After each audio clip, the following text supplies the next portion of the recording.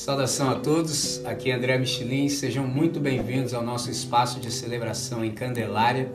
A gente está participando de um projeto de uma plantação de igreja aqui nesse bairro e dentre as várias atividades que a gente tem, a gente também assiste a um grupo de crianças. Então eu gostaria de te convidar, se você entende que o nosso trabalho é sério, você acredita naquilo que o Senhor nos deu para fazer nesse tempo e gostaria de dar um suporte, você pode também cooperar para a manutenção desse projeto, por exemplo, adquirindo uma das nossas canecas. Você tem a opção em cerâmica ou, se preferir, em alumínio. Como é que você faz para adquirir? Você pode nos enviar uma mensagem pelo direct. Nós te informamos todo o procedimento. É isso.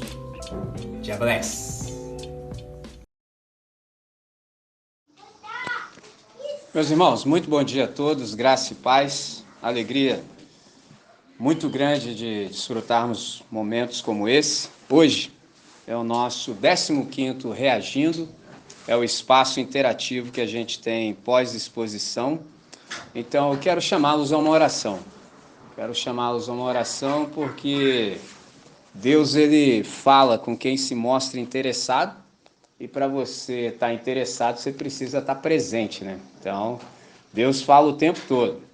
Semana retrasada, um estudante, após me ouvir, falou assim: pastor, por que ao invés da gente pedir para Deus falar com a gente não diz, por exemplo, não pede a Ele para que a gente possa ouvir? Eu falei: você entendeu tudo. Você entendeu perfeitamente, porque falar Ele fala o tempo todo. Mas a questão é que nem sempre a gente está na frequência certa. Desde que eu cheguei no colégio, em 2010, uma vez um professor pediu um texto meu para publicar. Ele gostou do que eu havia dito, perguntou se dava para transformar em texto, eu disse que sim. E ele falou assim: que nome eu posso colocar para essa sessão aqui, onde vai ficar publicado o seu texto? Aí eu pensei imediatamente na hora e falei assim: Ciba na frequência certa. Ciba era a antiga nomenclatura que a gente usava para se referir ao colégio. Colégio do Instituto Batista Americano. Hoje já não é mais Ciba, a gente trocou de mantença, então agora é Colégio Batista Brasil, Unidade Volta Redonda. Então você precisa estar na frequência certa. É uma série de coisas. Primeiro você precisa estar presente no presente. Depois se mostrar interessado. E depois disso estar na frequência certa. É lógico, claro, é evidente que eu falei só assim para efeito didático e pedagógico, porque isso acontece simultaneamente. Entendeu? É simultâneo. Então, nesse sentido, eu vou chamá-los para que a gente faça uma oração, para que a gente possa absorver o máximo possível. Deus nosso Pai, nós que sabemos que o Senhor é vivo e presente, nós queremos suplicar que o Senhor possa nos pôr e nos manter em estado de presença, pois nós queremos ser imersos na realidade. Então, Deus, suplicamos que o Senhor nos dê a capacidade de escuta atenta, a fim de que compreendamos a verdade espiritual. Em nome de Jesus oramos agradecidos. Amém, Senhor. Amém. Você pode vir comigo a Hebreus. Nós vamos retomar o texto aos Hebreus capítulo 11. É aquele texto comumente conhecido como Rol da Fé. Hebreus capítulo 11, você pode ver a Hebreus no capítulo 11, esse é o nosso texto, Hebreus capítulo 11, esse é o texto que serviu como base para a nossa reflexão, na qual eu procurei responder a pergunta: fé, o que é? O que é fé? Quando eu faço essa pergunta, eu leio o texto no momento ainda mais apropriado.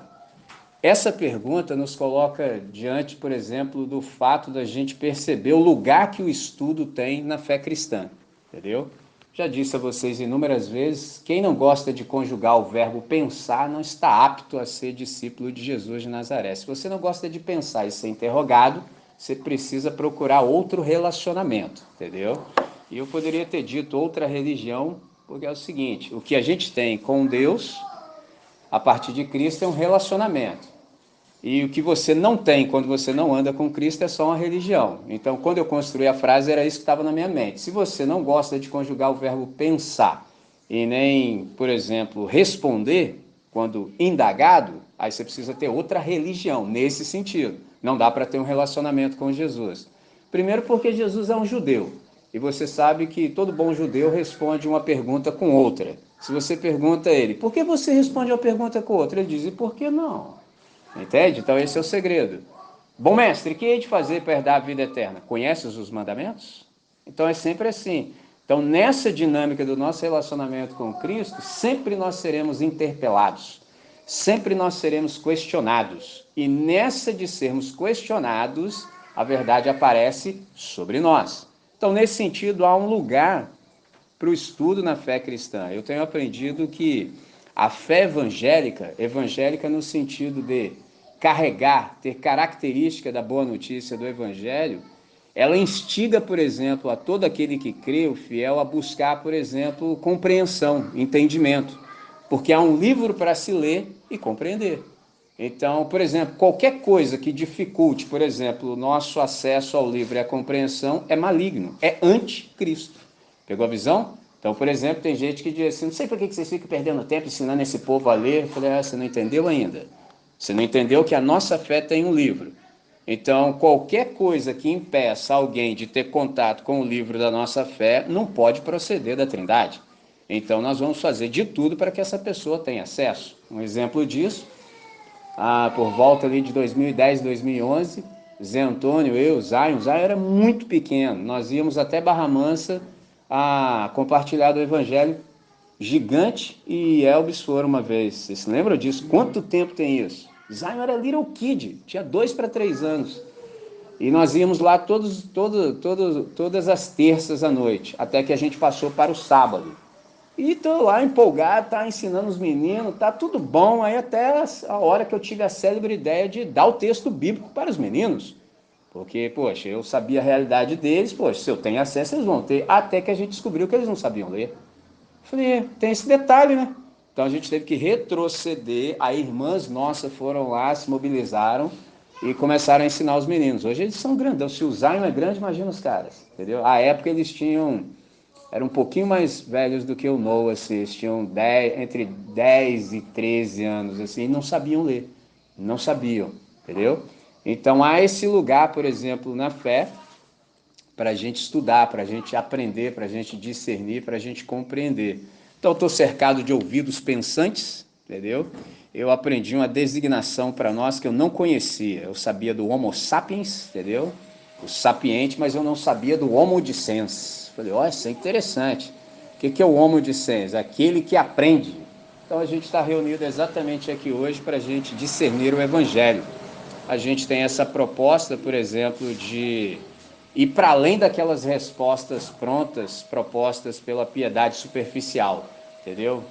A pior desgraça que pode haver é aquele tipo de resposta pronta para pergunta que ninguém está fazendo, entendeu? Tem resposta pronta, mas ninguém está fazendo mais essa pergunta. É como alguém conta que na Faculdade Teológica de São Paulo, Teológica Batista, alguém escreveu assim, à época, creio que lá nos anos da década de 1960, Jesus é a resposta. Aí veio o Gaiato e escreveu assim, para qual pergunta? Entendeu? Tá certo, para qual pergunta? Essa é a questão. Entendeu? Então, quais são as perguntas que são feitas em 2023? É isso que a gente tem que saber para poder dar a resposta efetiva e eficaz do Evangelho. Você não pode responder perguntas de 1950. Ninguém está fazendo mais essas perguntas. Agora, para responder as perguntas de hoje, pelo menos 2 coisas são necessárias. Você precisa estar antenado, ligado na frequência certa e correr o risco. Porque quem se arriscar a dar as respostas para hoje, tomará o label de herege. É simples assim. Se você usar das respostas de hoje para hoje, alguém vai te rotular de herege. E aí acenderão fogueiras para você. Não como aquelas de antigamente, mas tem as fogueiras modernas, assim como o Keck começou a esboçar ali, porque hoje a gente já tem um desenvolvimento tecnológico magnífico e dá para você incinerar o cara em instantes. Num print você faz isso, você destrói a reputação de alguém.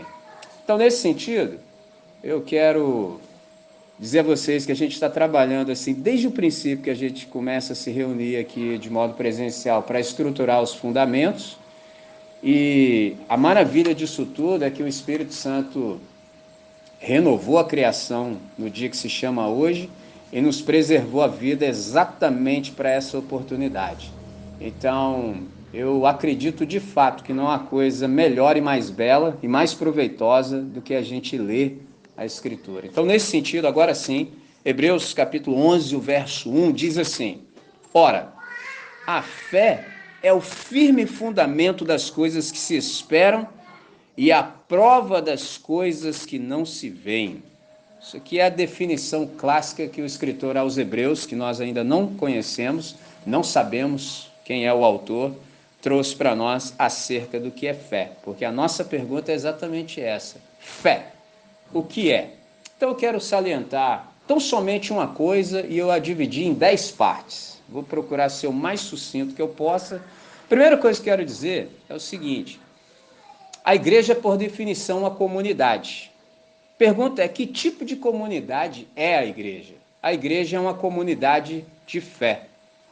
Então, fé, disse o Søren Kierkegaard, é a mais elevada paixão de todos os homens. E graças a Deus, ele nos tem dado como um presente, como uma oferta graciosa, a bênção de crer e confiar. Isso é magnífico. A bênção de crer e confiar. Interessante que a palavra confiança, ela é oriunda, por exemplo, do latim confidere.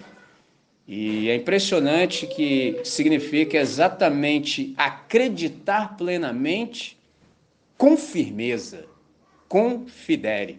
E é interessante também observar que esse sufixo fidere significa fé. É por isso que a palavra confiar ela é usada inúmeras vezes como um sinônimo de fé. Então, essa confiança que Deus requer, ela também exige vulnerabilidade. Observe isso. Vulnerabilidade é a exigência da confiança. E aí você me pergunta, o que é confiar? Confiar é fiar-se aos cuidados de. Para você fazer isso, você se torna vulnerável. E para você se vulnerabilizar a esse ponto, no mínimo, você precisa conhecer aquele em quem você vai se fiar aos cuidados. Por isso que, na última vez que conversamos, eu disse que alguém ouvindo, eu acho maneiro quando as pessoas entendem, isso é bom. O cara ouviu, já deu um pulo e gritou de lá assim para mim: "Oh, mas você falando desse jeito aí, esse Deus aí que você está falando, ele é confiável para que nele eu confie?" Ó, no meio da mensagem, eu falei: "Ô, rapaz", falei: "É." Aí eu disse: se você não puder confiar em Jesus de Nazaré, que morreu na cruz no seu lugar, você vai confiar em quem? Em mim? Esse é o ponto. Então você precisa conhecer o caráter daquele no qual você vai lançar a sua confiança. Porque confiar é fiar-se aos cuidados dele. Então, Deus é absolutamente confiável. Entendeu? Não resta nenhum tipo de dúvida, pelo contrário. Então, nesse sentido, a gente nota também que a gente tem sustentabilidade para a nossa confiança. Então, na verdade, nós estamos seguros não porque, por exemplo, nós nos agarramos fortemente à mão de Jesus, pelo contrário. Nós estamos seguros porque Ele fortemente nos sustenta. Porque enquanto depender de mim ou de você segurar na mão do Senhor para a gente estar bem, então continua dependendo de nós. Um dia desse aí você acorda não sei como e solta, entendeu? Mas é o contrário. Por isso eu disse a vocês que eu creio na perseverança do santo e não simplesmente na perseverança dos santos. Eu creio na perseverança do santo Deus para nos tomar e nos levar até o final, até bom termo. Então, nesse sentido, nós estamos seguros, não porque nós seguramos na mão de Deus, aquele cântico clássico que a gente canta no dia do sepultamento, entendeu? Mas é Ele que nos segura. Pegou a visão? Interessante, né? Quando você usa a massa cefálica, não é você que segura, porque se depender de você, um dia aí você muda de ideia, solta, entendeu? Não, Ele vai te levar até o final, porque você e eu custamos exatamente muito caro para Ele. Custou simplesmente o sangue de Jesus. Então, Ele não pagou esse alto preço para nos perder no meio do caminho. Então, se é assim, a gente se pergunta agora, e como é que vem a fé? A gente já sabe o que é fé. E como é que vem a fé? A entrada da fé no coração é pelo ouvido. Interessante que um dia, o mesmo estudante no colégio falou assim: professor, diz aí, como é que eu faço para levar, por exemplo, a palavra ao ouvido? Eu falei: boa, Amplificação resolve, entendeu? Amplificação resolve. Aí eu falei, lógico, provocando, porque ele me provocou, eu provoquei também, tem que ser assim. Aí ficou pensando, eu falei, e aí? Mas tem mais, né? Eu falei, então, é isso que eu queria te dizer. Amplificação proporciona que a palavra chegue ao ouvido da pessoa. Ele falou, mas tem que entrar, né? Eu falei, então, essa parte já não é com a gente. Porque primeiro entra na mente e depois desce ao coração. Por isso que as línguas de fogo lá em Atos capítulo 2 não estavam na língua dos caras, estava na cabeça. Entendeu? Então, primeiro você assimila com a mente, entra na sua mente e fala assim, meu Deus. E depois desce ao coração. E depois chega na boca. Esse é o ponto. Então, se não passou na sua cabeça, não chegou ao coração, também não vai sair pelos seus lábios. Simples assim. Então, a entrada da fé no coração é pelo ouvido. Essa fé que faz com que a gente creia e confie. E isso tudo é por ação extraordinária e miraculosa do Espírito Santo. Por isso Jesus disse assim em Mateus capítulo 13, o verso 9. Quem tem ouvidos para ouvir, ouça. Isso aqui é lindo, cara. É uma frase pequena, extremamente potente. Quem tem ouvidos para ouvir, já começa assim. O que está sendo dito? Tem alguns que não têm. A alguns é dado. Muito embora todos, numa audiência, possam ter a faculdade da audição, nem todos têm ouvido para ouvir. Então eles até escutam, mas eles não conseguem ouvir no sentido de compreender, de guardar, de reter e, sobretudo, viver a partir. Ou seja, viver em obediência. Esse é o ponto. Então, quem tem ouvidos para ouvir, ouça. Romanos capítulo 10, o verso 17, diz assim, consequentemente, a fé vem pelo ouvir, o ouvir a mensagem, e a mensagem é ouvida mediante a palavra de Cristo. Isso é lindo. Então, qual é o segredo aqui? Ora, se a fé vem pelo ouvir a palavra de Cristo, ela também se vai com a ausência da palavra.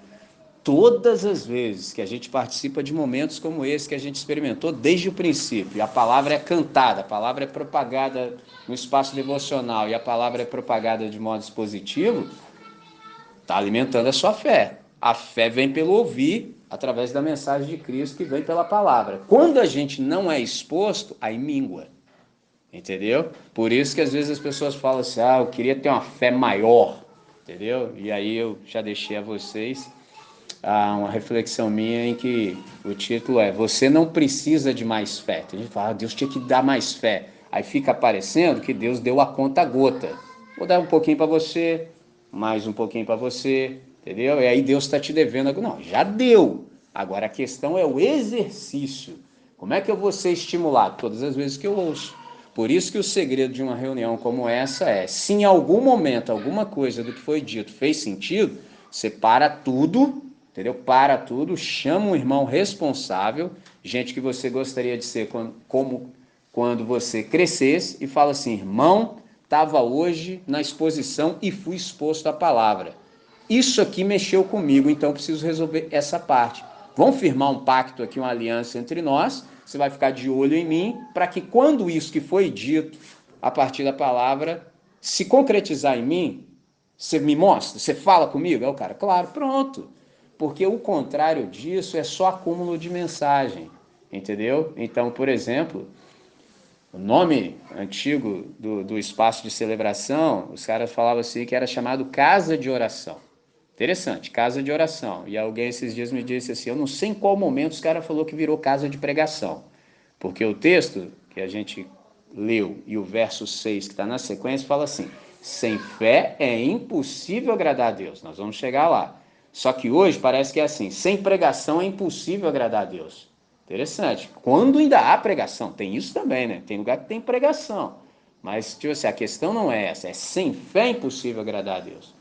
Então a gente não deveria colecionar pregação, entendeu? A gente deveria ouvir, opa, peguei, já tenho algo para resolver, entendeu? Se eu apareço domingo que vem sem resolver isso, é mais. Então aí é só problema que eu estou multiplicando, entendeu? Então nesse sentido, a fé ela pode se extinguir, por exemplo, pela ausência da palavra. Então, ainda dessa vez, eu reforço o valor, o lugar e o valor respectivo do estudo. Me lembro de ter dito a vocês, citando o nosso irmão do passado, Martinho Lutero, o reformador, quando ele falou que a teologia é a gramática do Espírito.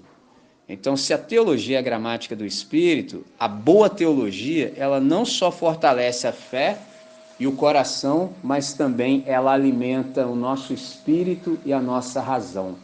Então, por exemplo, nesse sentido, todos nós somos teólogos, todos sem exceção. É lógico que tem os teólogos profissionais, mas todos nós, a partir do momento que lemos o texto e tecemos comentários e interpretações, a gente já se tornou teólogo. A grande questão é, a nossa teologia é boa ou ruim? Porque se for uma boa teologia, ela fortalecerá tanto o nosso coração quanto a nossa fé e alimentará o nosso espírito e a nossa razão. Então, nesse sentido, parafraseando outro irmão nosso que nos precedeu, cuja história o sagrou, por exemplo, príncipe dos pregadores, o Charles Haddon Spurgeon, ele falou assim que a gente deveria estudar a palavra para que a nossa fé não estivesse fundamentada, por exemplo, em sabedoria humana, antes, pelo contrário, na confiança no caráter da Trindade. Então, se a gente não estuda, você fica só com aquilo que os outros disseram. Por exemplo, uma coisa é você saber porque você sabe, experiencialmente falando. Outra coisa é você, entre aspas, saber porque alguém disse. Uma coisa é você conhecer o texto bíblico. Eu sei, eu conheço porque eu li. Outra coisa é você já pegar interpretado, entendeu? Recortado e interpretado por alguém que falou alguma coisa. Esse é um problema. A maioria das pessoas, infelizmente, é só do recorte. Entendeu? É só do recorte. Alguém recortou um texto, falou alguma coisa e ele sabe aquilo que o outro falou. Mas o que você de fato sabe?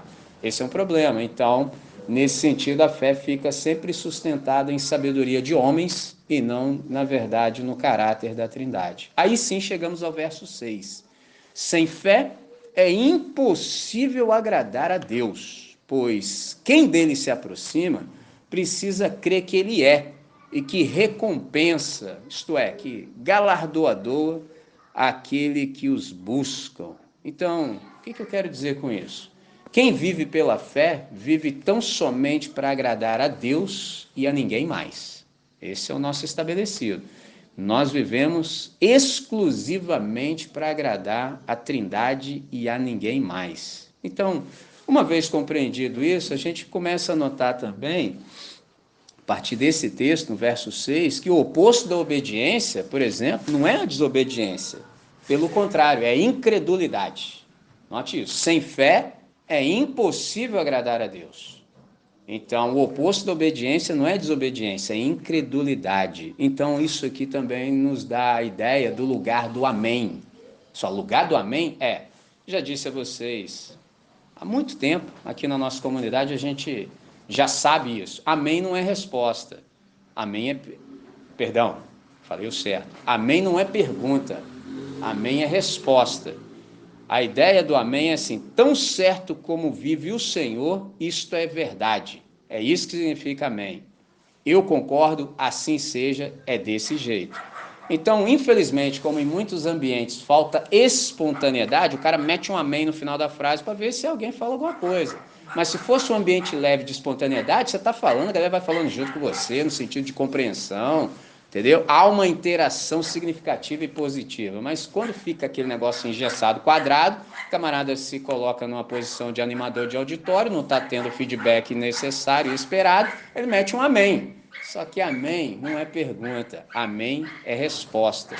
Então há um lugar, por exemplo, para o nosso amém. Qual é esse lugar? É assim, após a palavra do Senhor, não cabe mais nenhum mais, não cabe mais nenhum porém, não cabe nenhum contudo e nem nenhum tampouco. Se Deus disse, é fato. O que você fala? Amém, Senhor. É do seu jeito e não do meu. Você não pode meter um mais. Você já conversou com o jeito que você está falando, cara? Não, peguei mais. Mas o quê? Não tem mais. É peguei.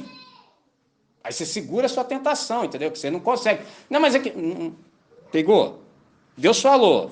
Então acabou a conversa. Acabou a discussão. Se Deus falou, não tem porém, não tem tampouco, não tem mais e não tem contudo. Não há adversativa, porque Ele falou. Então qualquer adversidade, qualquer adversativa humana Foi tudo eliminado. Traduzindo mais ainda, agora eu quero ver o que vai acontecer. Velho. Entendeu? É o dia que você chega nesse lugar de falar assim, quero ver como é que Deus vai sair dessa. Pegou? Porque não foi ele, foi você que falou, irmão? Foi você? Não. Você foi colocado como secretário da Trindade? Não. Você foi chamado para ser advogado da Trindade? Não. Então o que você está falando? Isso não é problema seu, não, pá. Ele que resolva. Simples assim. Aí você senta, se apruma e fala assim, deixa eu ver, eu quero ver isso aqui de camarote, rapaz. Eu quero ver Deus sair dessa.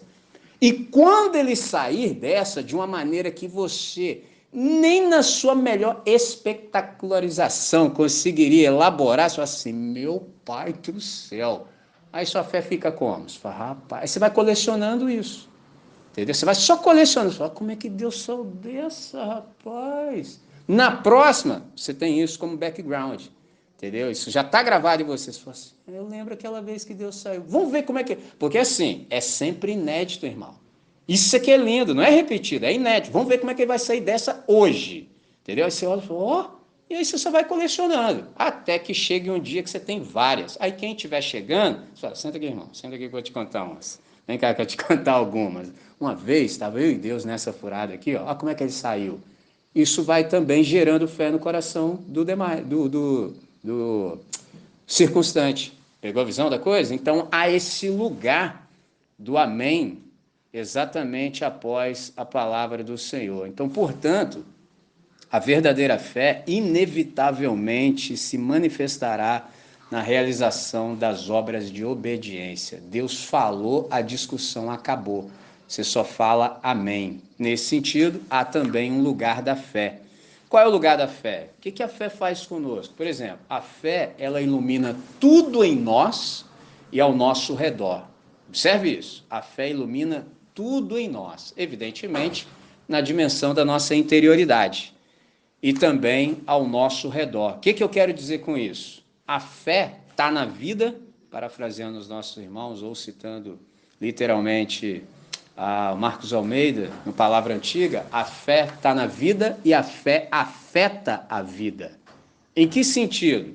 Por exemplo, citando nosso irmão Tim Keller, que há pouco foi promovido à eternidade, ele disse o seguinte, não adianta dizer que nós cremos em Jesus, a menos que permitamos que isso mude a nossa vida e a nossa concepção de todas as coisas. Se eu e você dizemos que cremos em Jesus, há que haver transformação em nós. Não é mágica, é um processo, mas todo dia está acontecendo alguma coisa. E a nossa concepção de todas as coisas também precisa sofrer transformação. Você não consegue mais ver como você via e tampouco como todo mundo. Não dá mais.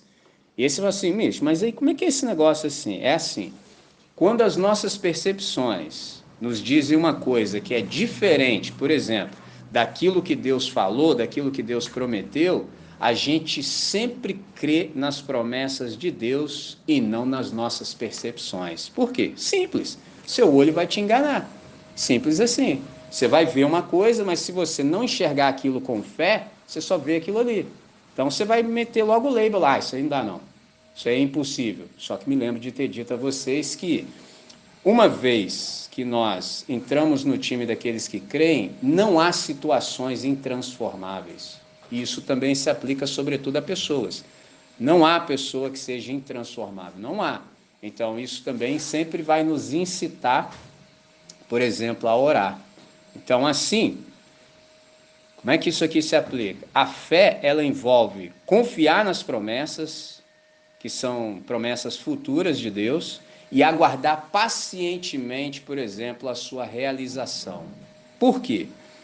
Me lembro de uma irmã chamada Corrie ten Boom, ela é uma sobrevivente do Holocausto, ou foi, creio que ela já é falecida. A fé vê o invisível, acredita no inacreditável e recebe, portanto, o impossível. A fé vê o invisível, acredita no inacreditável e recebe exatamente o impossível. Isso aqui nos fala acerca do telos da fé. Qual é a finalidade da fé? A única função da fé é receber o que a graça oferece. Olha que negócio interessante. A única função da fé é receber o que a graça oferece. Então, está tudo disposto para nós. Tudo. Tudo que é necessário para que a gente viva bem, Deus já dispôs. E como é que eu faço para ter acesso? Como é que eu faço para receber? Pela fé, meu filho. E essa fé aí? Aí que é o detalhe. Até a fé, para recebermos o que a graça nos oferece, Deus nos dá por sua graça. É um negócio sensacional, lindo. Então, nenhum de nós tem desculpa, por exemplo, para não viver como deve. Aí é a hora da gente sempre caçar o lugar silencioso e falar, Jeová, negócio aqui que não está fechando, não. Porque assim, o Senhor já dispôs tudo. O Senhor não é um Deus que me dá nada a conta gota. Está tudo disponibilizado. Posso ter acesso. Fala para mim então, onde não está fechando? Rapidinho você descobre. Porque a fé ilumina tudo em nós e também ao redor. Entendeu? Só que o segredo é, quando a gente não vê as coisas com fé, você sempre vai achar que o problema está em outro lugar que não você. Esse é o problema. Quando, na verdade, em você se resolvendo, as coisas se resolvem, entendeu? Há situações que nunca serão mudadas, por exemplo, a possibilidade. Você já parou a pensar isso? Pô, né, mas você acabou de falar que nada é intransformável. Sim, mas você sabe. Você sabe qual? Eu não sei. Então a questão não é periférica, a questão é sempre aqui. Senhor, ainda que nada aqui mudasse, não sei, porque isso aí depende do Senhor, não depende de mim, entendeu? Tanto não depende de mim que eu botar a mão só piora, entendeu? Mas assim, em mim só pode fazer o que o Senhor quiser. Ah, seria lindo, mas a gente sempre está com foco ao contrário. É Jean Paul Sartre, o inferno são os outros. O problema é que para o outro você também é o outro. Aí vai ficar nisso aí até alguém desistir, entendeu? 70 anos é pouco para nós, né? Entende? Não dá para ficar brincando disso.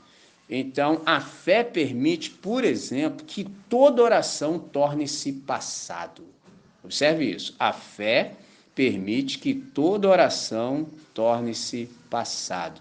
E você me pergunta, por quê? Porque a mão já toca o futuro. Porque você viu pela fé o invisível. Você olhou e falou, opa, então já é passado.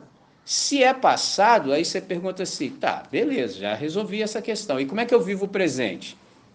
Você vive o presente regido pela gratidão. Porque você orou, já passou. Então, você já tocou o futuro. Você deu uma olhadinha para frente e falou assim, pô, pela fé eu vejo outras coisas, já não vejo mais isso aqui. Tá, beleza, então já é passado, mas me resta uma dimensão ainda. Já resolvi duas, mas me resta o presente. Como é que eu vivo o presente? Regido pela gratidão. Mas só, como assim? Por antecipação. Porque o texto diz exatamente isso. A fé é a certeza de coisas que se esperam. Mas aí, em encontro anterior, a gente resolveu o paradoxo. Você fala, mas isso aqui é um paradoxo. Se eu tenho certeza, eu não preciso esperar. E a fé é a convicção de fatos que não se veem. Ora, mas eu aprendi que fato é feito. Então, se é feito, eu preciso ver. Mas aqui é que está o segredo. Quem disse o que disse? Se foi Deus, aí tudo se aplica. A fé é a certeza de coisas que se esperam. Eu tenho certeza porque foi Deus quem disse. Se Ele disse, Ele é suficientemente poderoso para manter a sua palavra. É só questão de tempo. Vai se realizar. E como vai se realizar no tempo, é um fato que eu não vejo aqui realizado no tempo ainda, mas já é feito. Simples assim, está resolvido. Então, por eu saber que é assim, eu vivo os meus dias, por exemplo, em gratidão antecipada. A minha oração já não é mais uma oração de petição, já é uma oração de gratidão, porque a oração de petição, de pedir algo, eu já fiz, já é passado. Agora eu já estou agradecendo. Aí você encontra com alguém que vai falar assim, você enlouqueceu, né? Entendeu? Só por quê? Ué, se a parada não está aqui, você já está agradecendo? Não, você que não pegou a visão, irmão. Você que não entendeu. Isso aí era questão para mim quando eu não sabia o que eu sabia. Mas agora que sei, já está resolvido. Já orei por isso. Já é passado. Agora eu já estou agradecendo por antecipação. Porque quando chegar a alegria fica maior ainda. É o que o nosso irmão Elvis diz. Como é que é a frase? Se melhorar, vira festa. Esse é o ponto. Ele está com a razão. Esse é o raciocínio. Perfeito. Pegou a visão da parada? Então, que nome a gente pode dar a isso, é o que você pode estar pensando. Que nome a gente dá para essa antecipação que faz com que a gente viva regido pela gratidão? O pessoal da teologia chama isso aqui do já, mas ainda não. Já, mas ainda não. Mas só, como assim? Já é fato, em Deus, mas ainda não se realizou no tempo e no espaço. Então, é essa tensão. Então, por exemplo, eu já estou e sou em Cristo. Se alguém está em Cristo, é uma nova criatura, as coisas velhas já passaram, eis que tudo se fez novo. Bom, é fato. Então, eu quero ir ao encontro, melhor dizendo, de todas essas coisas no meu dia a dia. Porque eu já estou em Cristo, as coisas velhas passaram, então eu quero me encontrar com o novo, enquanto vou percorrendo. Então, eu já, mas ainda não. Então, estou em pleno desenvolvimento todo o tempo todo. Fé. O que é? Fé, por exemplo, é você crer antes naquilo que só fará sentido depois. Guarde essa. Fé é você crer antes naquilo que só fará sentido depois. Uma coisa ainda quero falar sobre oração. Por exemplo, o que nos motiva a orar é exatamente as promessas, ou seja, as palavras do Senhor. E isso faz com que toda oração seja necessária e eficaz. Se Deus não houvesse dito, aí a gente não tinha motivo para orar. Mas como ele disse, a gente fica feliz em orar, porque ele disse, então, Senhor, já que o Senhor está propondo isso, eu quero, juntamente com meus irmãos. E eu sei que posso, e isso torna a oração também eficaz. Então, segunda coisa sobre a palavra do Senhor também, é que ela nos dá tanto segurança quanto confiança. Então, isso enche o nosso coração de esperança. Esperança em que sentido? De nos dar a certeza de que haverá resposta. Você não está falando para o vento, entendeu? Você não está falando para o vazio. Pode ser que você tenha experimentado isso, pode ser que você ainda venha experimentar. Tem dias assim que você pode ter a sensação de que está falando para o vazio. Será que eu estou sendo ouvido? Entendeu? Aí surge um vapor quente. Está falando com quem? Não, quem? Entendeu? É tenso. Continua. Só persevera. Entendeu? Porque você não está orando nada que seja da sua cabeça. Você está orando literalmente a palavra do Senhor. Senhor, li, teu Espírito me abriu o entendimento, obtive compreensão, discernimento, e por isso estou orando sobre o que o Senhor falou, na certeza de ser ouvido, ouvido no sentido de ser atendido, e sei que a minha oração não cairá no esquecimento e tampouco no vazio. Então eu tenho certeza. Então, assim, a gente caminha de fato para a nossa conclusão, e eu gostaria de aplicar tudo isso que a gente ouviu até aqui ao nosso coração. Por exemplo, sabido isso, ainda duas coisas que a gente precisa resolver. A gente precisa, por exemplo, avançar do conceito à prática. Me deparei com a frase do Goethe, sensacional. Ele disse que cinzenta é a teoria, ao passo que verde é a árvore da vida. Lindo, né? Por isso que eu gosto das frases, sintetiza muito pensamento. Cinzenta é a teoria, ao passo que verde é a árvore da vida. Então hoje, por exemplo, eu disse a vocês logo no início, o Espírito de Deus nos preservou e nos garantiu essa nova oportunidade da gente ampliar os horizontes do nosso entendimento. Foi quando o Keco começou a nos falar. Então a gente está experimentando exatamente agora essa ampliação de horizonte de entendimento e de compreensão. E a gente tem também junto a oportunidade prática de experimentar, ou seja, de experienciar tudo isso.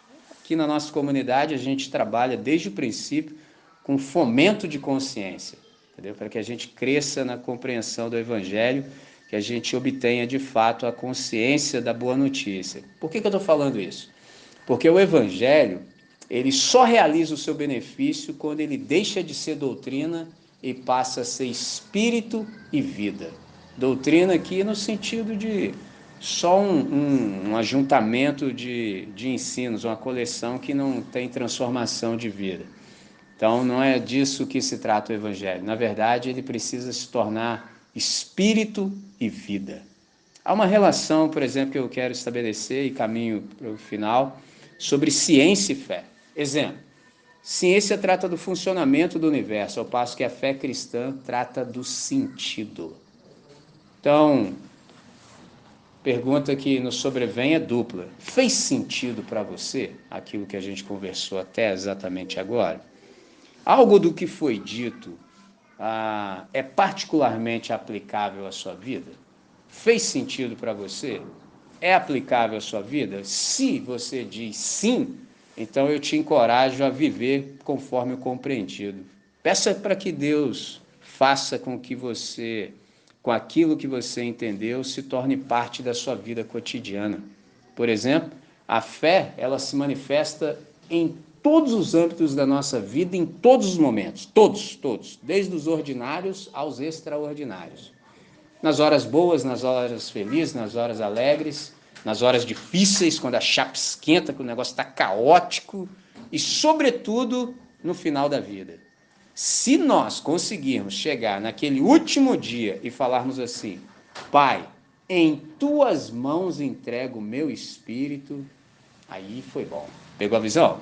Porque até chegar esse dia, muita coisa aconteceu. Entendeu? Você pode ter pulado no mato, você pode ter recebido a palavra com alegria, mas a chapa esquentou, você vazou. Pode ter acontecido de tudo, entendeu? As seduções desse século, os coaches encheram a sua cabeça de propaganda, e sucesso, isso e aquilo. Pode acontecer muita coisa. Agora, se você estiver no leito de morte, na hora do último suspiro, Pai, em tuas mãos entrego o meu espírito. Aí você foi bonito. Esse é o ponto.